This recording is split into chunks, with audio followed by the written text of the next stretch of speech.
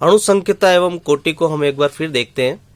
देखिए इस बार एक एग्जाम्पल दे रखा है, 2N2O5 दे रखा है, अभिकारक है ये, इसके दो परमाणु भाग ले रहे हैं 2N2O5 और इससे बन रहा है 4NO2 प्लस O2। आपको अणुसंख्यता बतानी है, तो अणुसंख्यता देखिए अभिकारक ये है और इसके दो अणु भाग ले रहे हैं, तो अणुसंख्यता तो ऑटोमेटिक 2 हो गई, नो डाउट। परंतु इसकी कोटि भी 2 होगी ये जरूरी नहीं है, क्योंकि कोटि प्रयोगों के आधार पर तय की जाती है और अणुसंख्यता जो होती है वो सैद्धांतिक है। ये देखने से पता चल गई कि ये 2 है, तो हमने 2 लिख दिया।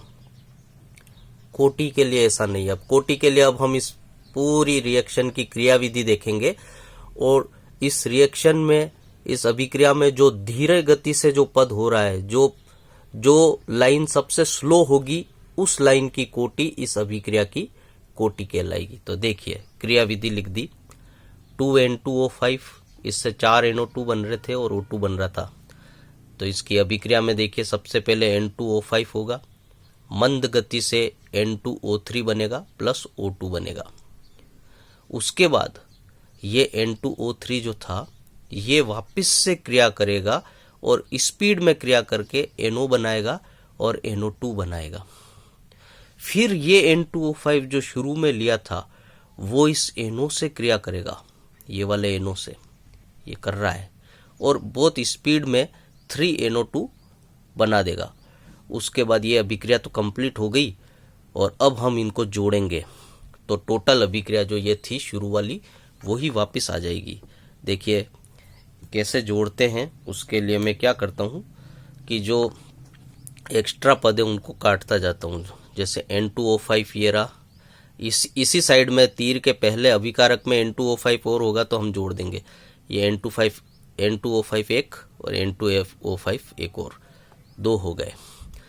N2O3 देखा तो ये इधर LHS में आ रहा है अभिकारक में, और N2O3 इधर उत्पाद में आ रहा है। इन दोनों को मैं काट देता हूँ, ये हो गए।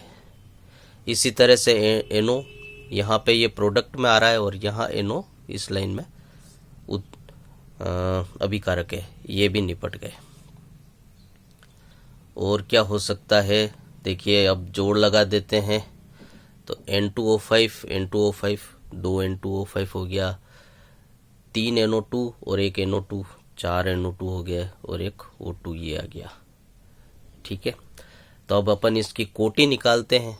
अणुसंख्यता तो हमने 2 देख ली थी, पर कोटि कितनी हुई।